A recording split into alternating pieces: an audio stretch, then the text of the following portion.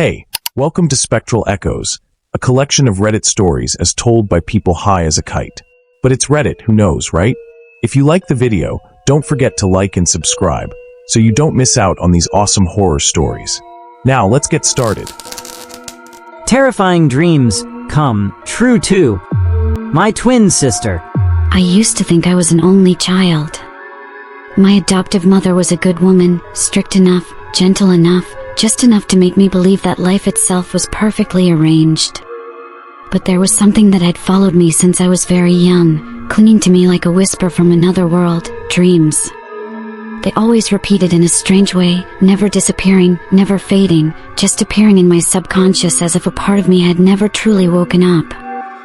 In those dreams, I always saw a girl my age, with long black hair and dark circles under her eyes, as if she hadn't slept for days. She wore a pale blue hospital gown, standing in a sterile white room, like a laboratory or an operating room, cold and lifeless. In front of her was a large glass pane. She never said anything, just stood there, tapping lightly on the glass, each dull tap echoing like a countdown clock.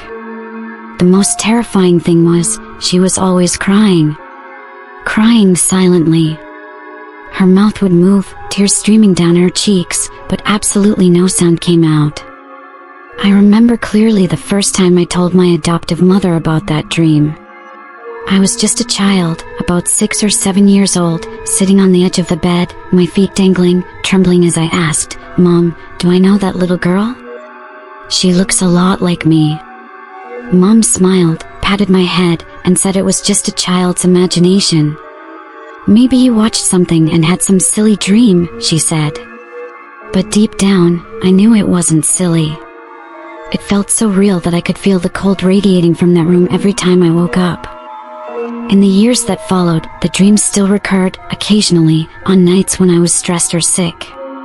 Each time I woke up, I carried with me a strange sense of loss, as if I had left a very important part of myself somewhere in the dream.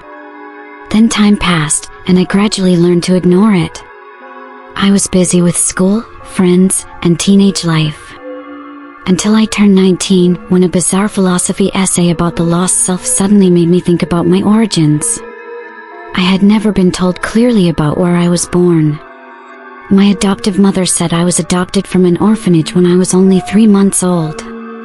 She didn't hide anything, but she didn't say much either.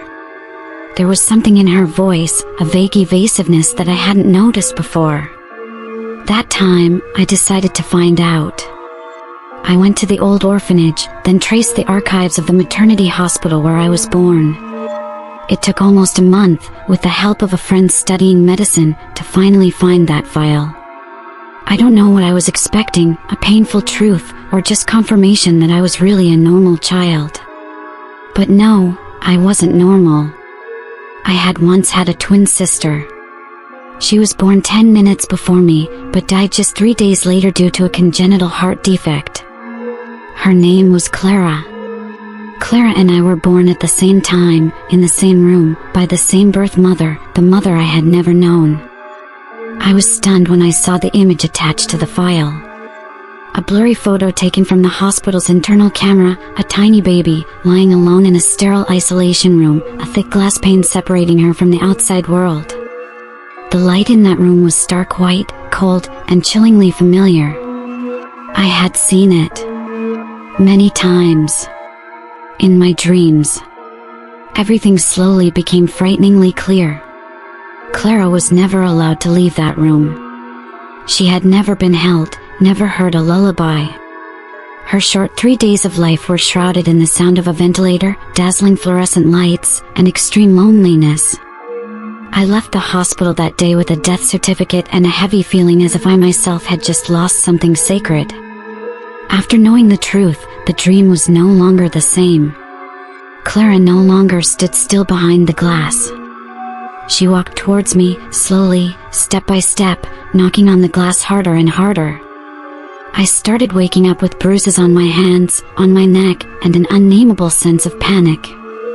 At first, I thought I had a sleep disorder, perhaps sleepwalking. But I couldn't remember what I did at night. I only knew that, day by day, I was exhausted from lack of sleep, from being afraid to close my eyes and return to that place. One night, I dreamed Clara was standing in front of me, so close that I could clearly see every blood vessel under her pale skin. She looked at me, her voice whispering like cold wind whistling through a door crack, "You live in my place and you're not grateful." I trembled and asked, "Who are you?" And she screamed, her eyes wide open, "I am you, the discarded part, the one who should have lived too." I started thinking about ending it all. One afternoon, I climbed onto the railing of the rooftop, just one more step and it would be over. But my adoptive father, he had come home early that day, and he held me back. They took me to a psychiatrist, and then a spiritual medium. Everyone shook their heads when they heard my story. "You're not mentally ill," a doctor said, "but your mind is being tortured by unconscious memories." My adoptive mother then invited a middle-aged man, rumored to have the ability to call spirits. I didn't believe him, but I had nothing left to lose. In the dark room, with the faint incense smoke, he sat in the middle of the floor, mumbling something in a language I didn't understand. Then suddenly, I felt a chill all over, as if someone had just entered the air around me. I shivered. And the man spoke, but it was no longer his voice. It was my voice, or very much like mine. "You bitch. You live in luxury, while I died like a useless corpse." The voice snarled each word, angry and full of resentment. I knelt down, crying and saying that I didn't know, that I was sorry, that I was just a child. No one said anything for a few minutes. Then the voice softened, breaking like a cry held back for too long. "I just want someone to remember me." Clara and I, or at least what was left of her, talked like that, with tears, with everything that had never been uttered. I promised her that I would live for her, that I would do everything she hadn't had a chance to do. I would not waste another moment of this life.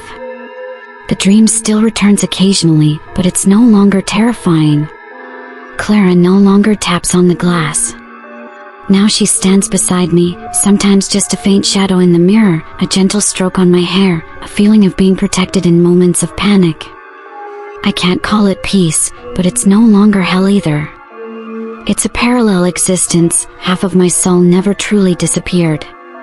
I never dared to forget that I once had a sister, that I live thanks to someone's silent sacrifice. If my sister reads these words in any way, I am still living for her. I learned to paint as she once wanted, I registered to be an organ donor, I joined a support group for premature babies. Every step I take has her in it. And I always hope, somewhere, she can smile. The dream foretelling one's own death. I used to believe that this world operated on logic, randomness, and probability, that there was no way someone could dream the future and then come back to save a bunch of people like in a sci-fi movie. But I was wrong. And the price of that skepticism was 32 lives. I've kept silent about this story for the past few years. Partly out of fear of being labeled delusional, partly because every time I remember it, guilt rises to choke me. But now I think I have to speak. Because some things shouldn't be buried forever, especially when they involve a dream that foretold the death of my closest friend. Marcus and I were roommates, classmates, enduring crazy exam seasons together with endless instant noodles and thick coffee, volunteering everywhere since freshman year. And then, we eagerly signed up for a month-long support program in the northern mountains, where we would teach children to read, haul bricks, fix houses, doing everything that final year students like us considered a milestone of adulthood before entering the real world. None of us ever imagined that this milestone would become a true line between life and death for dozens of people. It all started about a week before the trip, when Marcus told me he'd been dreaming of a bus crash. Not just once, but repeatedly for 3 consecutive nights, each time so vividly that he remembered every detail. It was a large, silver-white bus, a light drizzle, a slippery mountain road, initial laughter and chatter suddenly falling silent, the bus skidding, wobbling around the bend, then completely losing control before plunging straight into a ravine, spinning in midair like a tossed toy, finally disappearing into a thick mist, and everything became eerily quiet.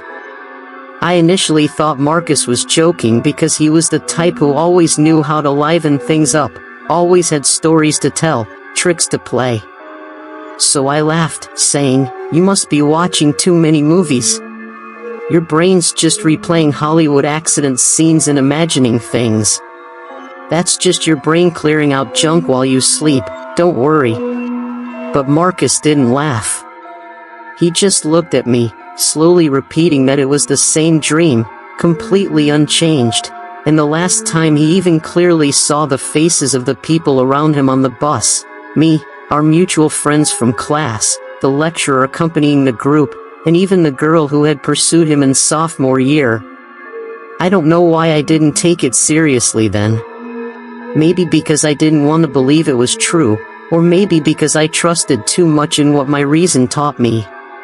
So I continued to brush it off, saying, "Come on, you're just stressed. A few more nights of sleep and it'll pass. Everyone dreams of accidents or their own death sometimes, but that doesn't mean it'll actually happen." And Marcus nodded, though his eyes were still dull and dark as if he hadn't slept for days. The morning of our departure, the sky was heavy and overcast, though it hadn't started raining yet. The road was still wet from the night before, the air damp and cold as if holding onto something. Our group gathered at the schoolyard early, dividing into teams according to the vehicle list. Marcus and I were originally assigned to the main bus carrying students, but at the last minute, he said he wanted to switch to the supply truck trailing behind because he wanted to catch some rest. He'd been suffering from continuous insomnia and his head was pounding. I had no reason to stop him. I simply thought the truck would have fewer people, more space, and would certainly be more comfortable if he needed to catch up on sleep. The silver-white bus rolled away first. I still clearly remember the slight grind of its tires on the road, the laughter echoing from its windows. Then it turned out of the school gate and disappeared into the line of trees along the road as if it had never existed. To this day, I'm still haunted by that simple moment, the moment no one expected would be the last time we saw each other. 2 hours later, as the supply truck carrying Marcus and me slowly navigated a secondary road because the main route was blocked by a landslide, I received the first call. It was the lecturer accompanying the group, his voice trembling so much that I had to ask him 3 times to hear clearly that the bus had been in an accident, lost control at the mountain pass bend. It had been raining, the wheels skidded, the bus plunged nearly 100 meters down a ravine, and not a single person survived. I was stunned. Marcus stood beside me, not hearing the exact content of the call, but seeing my pale face, he understood. He simply let go of his hand, his backpack falling to the ground, and he sank to his knees by the roadside as if all the blood had been drained from his body. I stood there, doing nothing, saying nothing, just staring down at my muddy shoes, feeling the world collapse in a way that no schooling could have taught me how to cope with.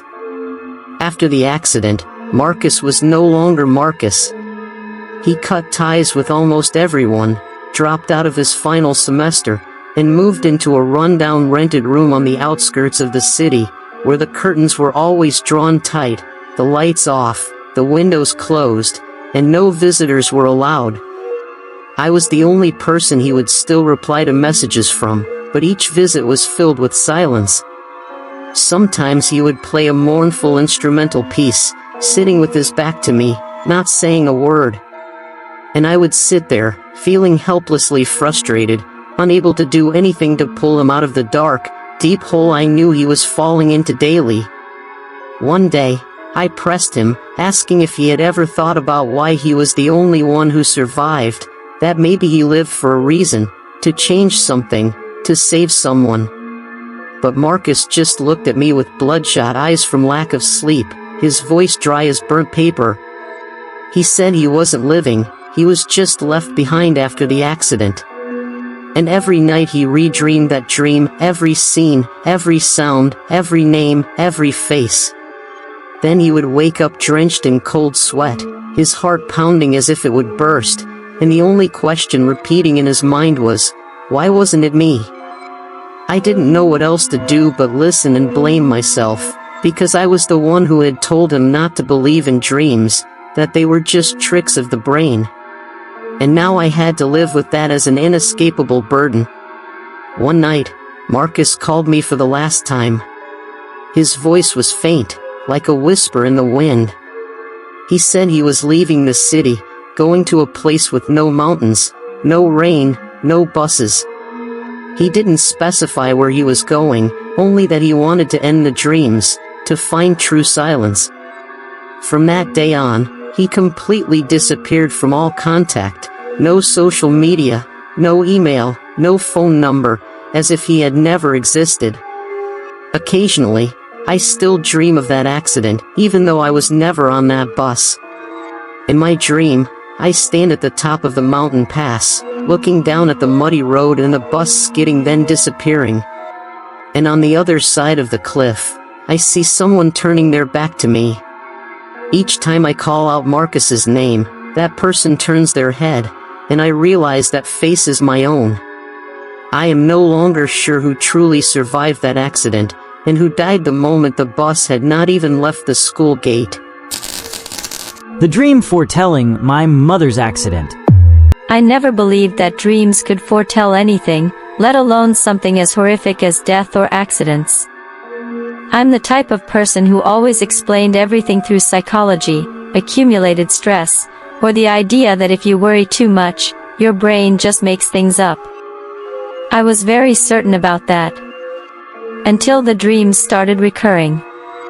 Until my mother actually lay sprawled at the bottom of the stairs, exactly as I had seen her a dozen times in my head every night, and I realized I had been too foolish not to believe it from the very first time.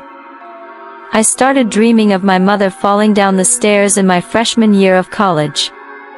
At that time, I had just moved out of the house, into a dormitory in a city almost 200 kilometers away.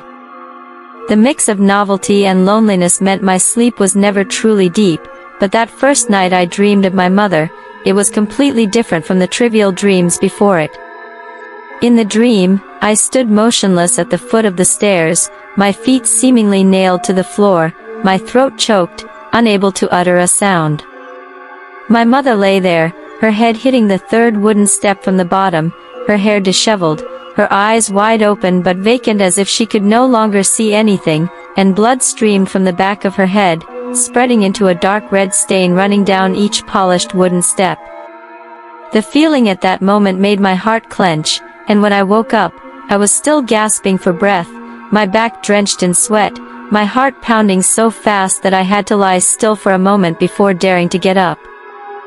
I reassured myself it was just a dream, that my mind was haunted because my mother had undergone knee surgery not long ago, and her difficulty walking made me unconsciously anxious.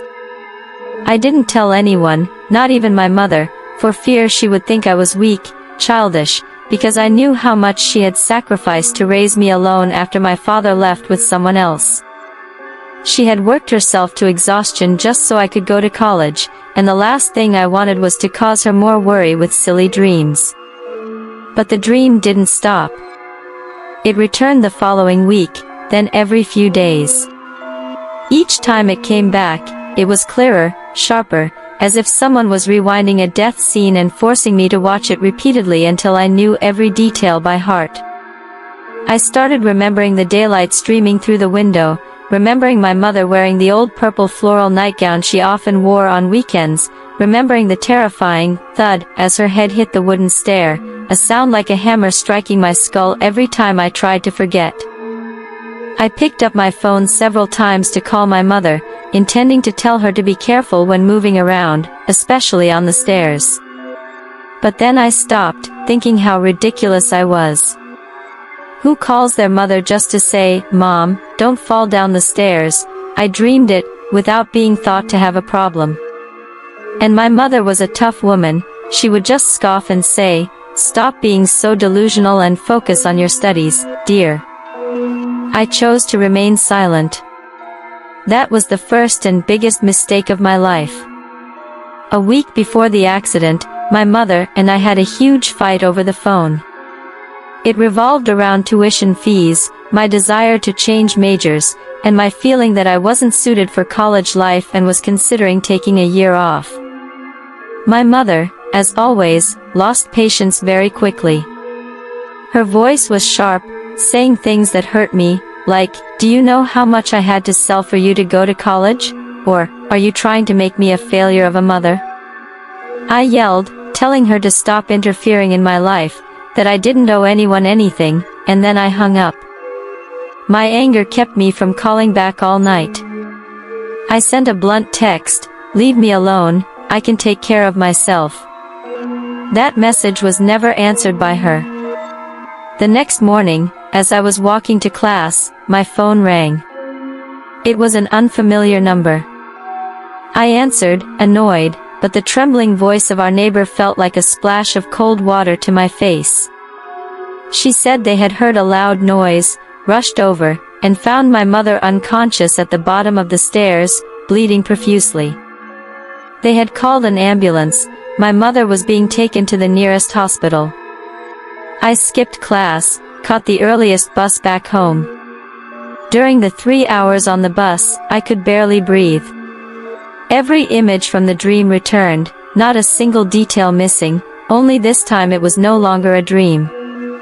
When I arrived at the hospital, my mother was being transferred to the emergency room. The doctors said she had a head injury, a broken shoulder bone, and had lost a lot of blood. They weren't sure what would happen. I sat in the hallway, staring at the closed emergency room door, feeling as if I was being crushed from the inside out. I had seen this happen. I had known this would happen. I had had the chance to prevent it. But I did nothing. I let my foolish, arrogant pride kill both my reason and my love. I should have believed that dream. I should have called my mother from the very first time I saw it. I shouldn't have argued with my mother, shouldn't have let things go that far. My mother survived. But she was never the same. She suffered neurological damage, her memory was no longer continuous, and her speech was also affected. Walking became more difficult than ever. She no longer clearly remembered the argument between us, nor did she remember why she fell. The only thing she often said, whenever I sat by her bed taking care of her, was, "Don't be mad at me anymore, my child, I love you." Each time she said that, I had to turn away, trying not to let her see me crying. I live with guilt and regret to this day. Not just because the dream came true, but because I did nothing to stop it. Because I chose to remain silent. Because I let momentary anger and selfish pride overshadow what was most important. And because I treated my mother that way, right before she literally fell. The sleepwalking that carried death. When we first got married, I genuinely believed that James's sleepwalking was just one of those quirky habits, something I could gradually get used to and eventually overlook, much like the countless other minor adjustments you make in a new marriage. He'd simply wander a few steps around the house in the dead of night, occasionally muttering some nonsensical phrases that would make me chuckle in the morning. Sometimes he'd call out for things that didn't exist, like a flying dinosaur in a tuxedo or a singing toaster. These were the source of our inside jokes, the kind of silly anecdotes we'd share over breakfast, shaking our heads with amused exasperation. There was nothing, absolutely nothing, that seemed truly alarming about it. Just a few restless nights for me, perhaps, and then mornings filled with light-hearted laughter. But then, slowly, subtly, everything began to shift. It started when James began having peculiar, unsettling dreams about the lake nestled behind our house. In his dreams, James would recount, he always found himself standing right at the water's edge. His eyes would be closed, yet he could distinctly feel something drawing him, calling to him from beneath the surface. It wasn't a voice he could recognize, not a human sound, but a vague, ethereal whisper, like the wind weaving through the skeletal branches of the trees, a persistent, almost melodic hum. It echoed in his mind every single night, always with the same chilling invitation, "Come down. Come down." At first, we'd just brush it off, a shared chuckle, chalking it up to him watching too many late-night horror movies or perhaps the lingering stress from his demanding job. But as that particular dream repeated, night after night, with the exact same unsettling scenery, the identical haunting sound, I started to feel a creeping sense of dread. Something was subtly, insidiously, weaving its way into the fabric of our lives, and it was far from a joke. The unease grew with each sunrise. I found myself meticulously locking every single door each evening, paying particular attention to the back door that led directly out to the lake. I became hyper-aware of every creak, every rustle in the night. Before we drifted off to sleep, I'd make James promise that if he experienced anything strange in his dream, anything at all, he would immediately wake me. I tried to dismiss my growing anxiety as mere overprotectiveness, a newlywed's irrational fear, but the persistent image of him being drawn to that dark water gnawed at me. I'd lie awake for hours, listening, waiting, my breath held captive in my chest. Then, one terrifying night, my worst fears began to materialize. I jolted awake around 3 a.m., the kind of sudden, heart-stopping awakening that leaves you disoriented but instantly alert. The spot beside me in bed was empty. My heart leaped into my throat. The back door, which I had meticulously double-checked and locked just hours before, was now wide open, a gaping maw in the darkness. The cold night wind sliced through my thin nightgown, sending a shiver of pure terror down my spine. I scrambled out of bed, my bare feet slapping against the cold floorboards, and burst out of the house in a blind panic. The wet grass beneath my feet was shockingly cold, but I barely registered it. My eyes darted to the lake, and there he was. James.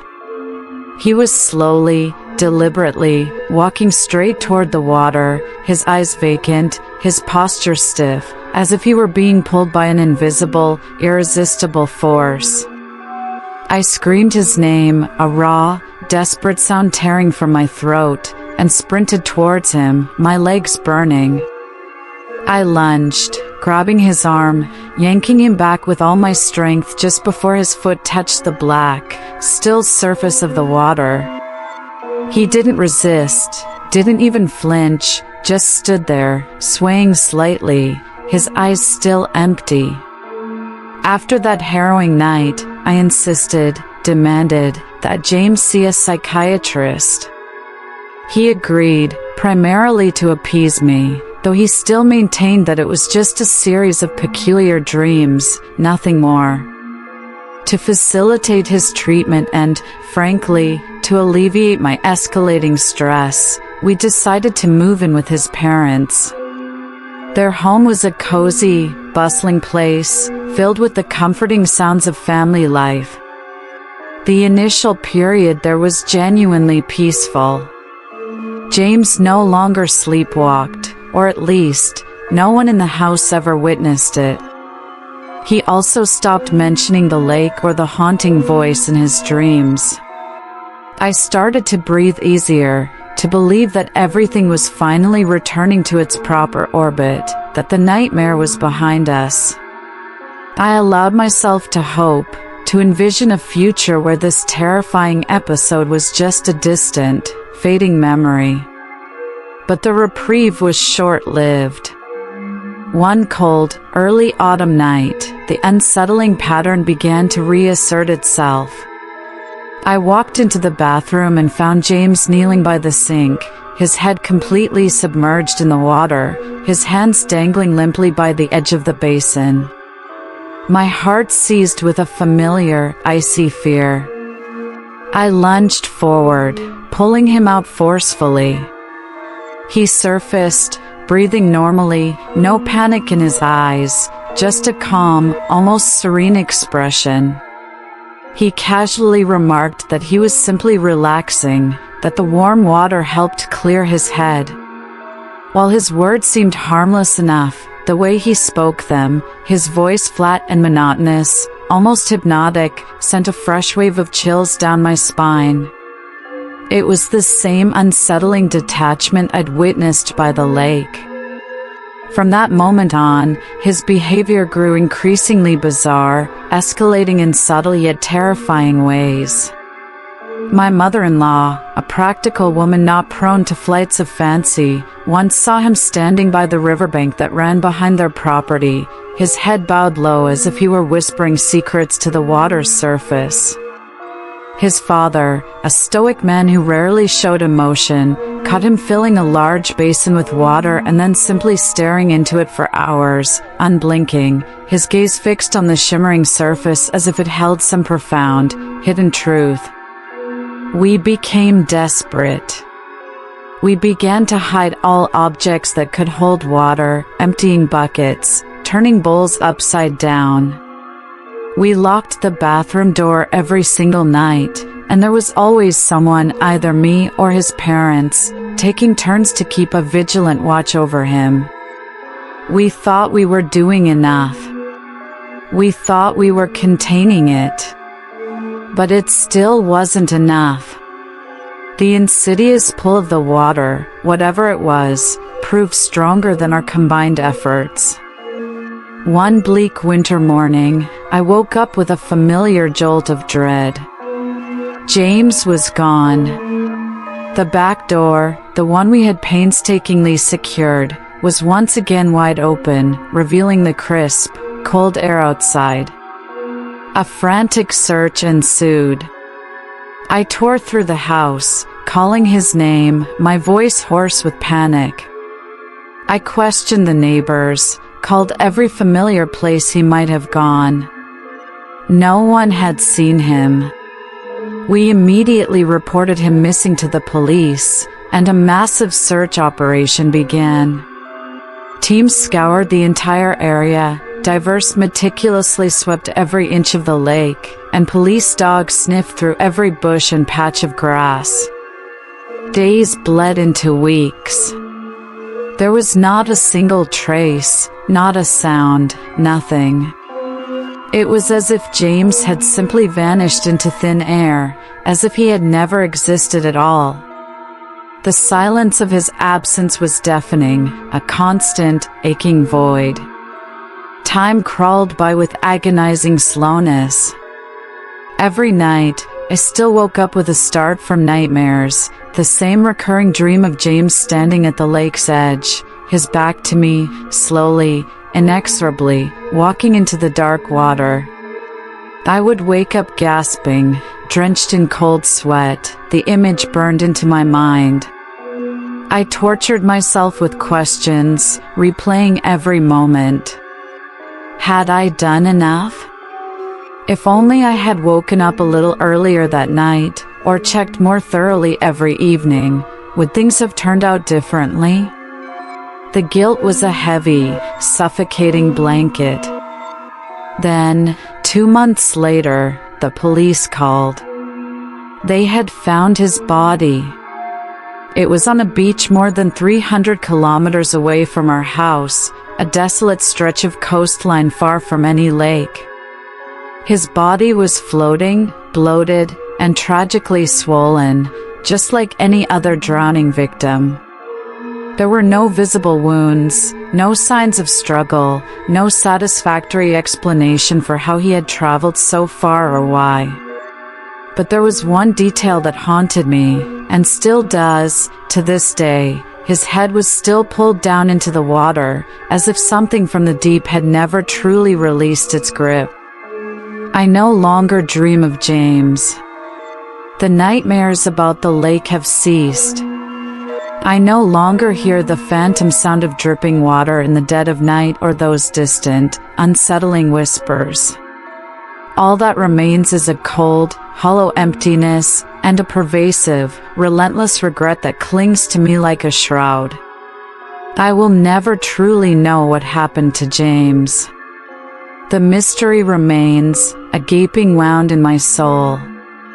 But sometimes, when night descends and I quietly look out at the lake behind what used to be our house, I wish, with every fiber of my being, that I had done more, paid more attention, and simply been there for him more, before everything became irrevocably, tragically, too late.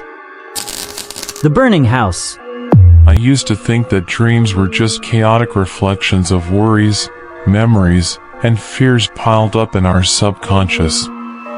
That no matter how strange or terrifying they might be, they were merely illusions, unable to harm us or save anyone. But then, something happened that completely changed my mind. Something involving David, my closest friend. David and I met in high school. We grew up in a small town where everyone knew each other in every corner, and time seemed to move slower than in the rest of the world. Later, we both worked at a mechanic's shop deep in an old industrial area. The work was grueling, the machinery deafening, and the smell of oil permeated every layer of our clothes.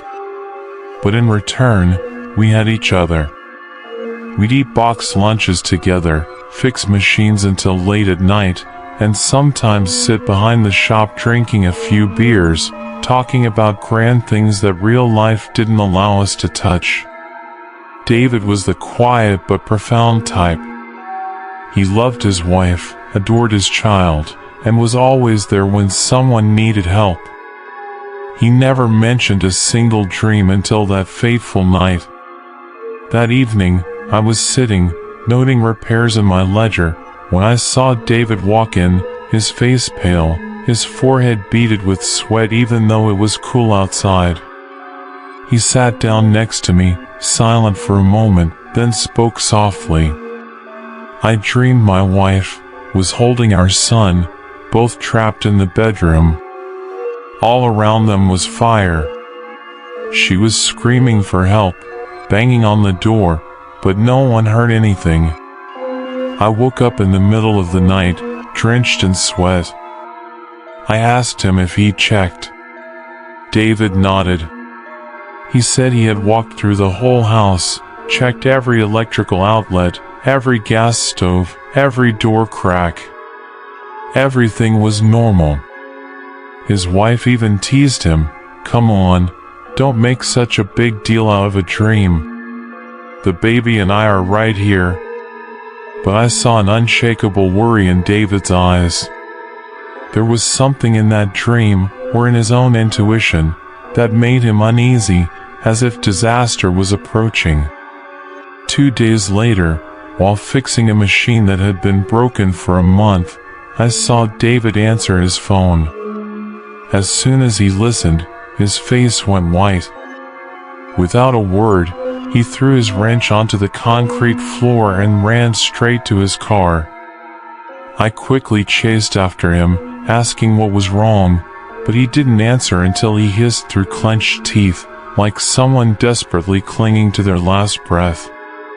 "My house, it's on fire."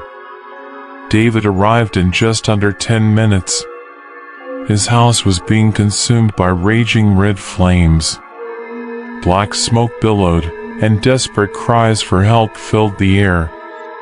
People stood around, some trying to spray handheld fire extinguishers into the windows, but it was useless. Everyone tried to stop David, screaming, begging him to wait for the firefighters. But he didn't listen to anyone. Without a second of hesitation, David plunged straight into the burning house. About 3 minutes later, which felt like a century to me, he emerged.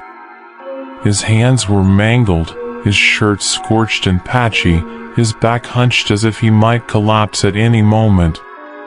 But in his arms were his wife and small son. People rushed to help, calling for an ambulance. All three were quickly taken to the hospital in critical condition. I arrived at the hospital less than an hour later. And the image that haunts me most, David kneeling outside the emergency room door, his burned hands scraping against the cold white tiled floor, his head bowed, uttering a sob like a wounded animal. He was no longer the steady man I knew, but a shattered soul. His son, only 2 years old, didn't make it. The doctor said the child's lungs were too weak to withstand the amount of smoke inhaled. His wife suffered severe burns all over her body, requiring many surgeries and years of recovery. As for David, although he had saved both of them, his lungs were severely damaged, and he had many deep, permanent burns that would never heal. In the months that followed, I stayed by David's side. I watched him struggle between physical pain and overwhelming guilt. Despite being so weak he had to carry an oxygen tank whenever he went out, he personally took care of his wife, changing bandages, feeding her porridge, learning therapeutic massage techniques, checking every prescription and its side effects. Not a single complaint, not a single evasive glance. Once, I stopped by when he was feeding his wife porridge. His hands trembled, and he spilled half the bowl onto the bed. I took it, telling him to let me do it, and that he should rest for a bit. But David just shook his head, looking down, his voice so quiet I had to lean in to hear clearly. I dreamed about it, and still went to work as usual. If I had come home a little earlier, who knows? 5 years passed. David's wife can now walk with a cane, but her face is covered in scars. She is no longer the beautiful woman who once captivated so many men in our town. But every time he looks at her, his eyes are still full of love, gentle, despite everything. I've never seen him resent life or complain about fate.